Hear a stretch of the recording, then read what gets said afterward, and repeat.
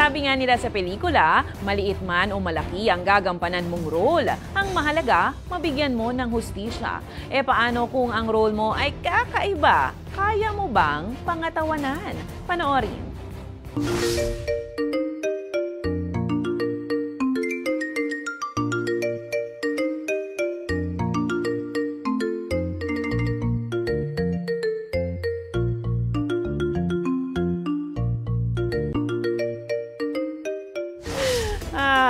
Kung kayo ay may kwentong kakaiba, mga kwento ng pag-ibig o storya na inspirasyon at pag-asa, maaari nyo itong ibahagi. Sumali sa ating Facebook group ng Balitang A to Z, panoorin ng replay ng ating programa at sundan ang ating social media pages, hanapin ng Balitang A to Z.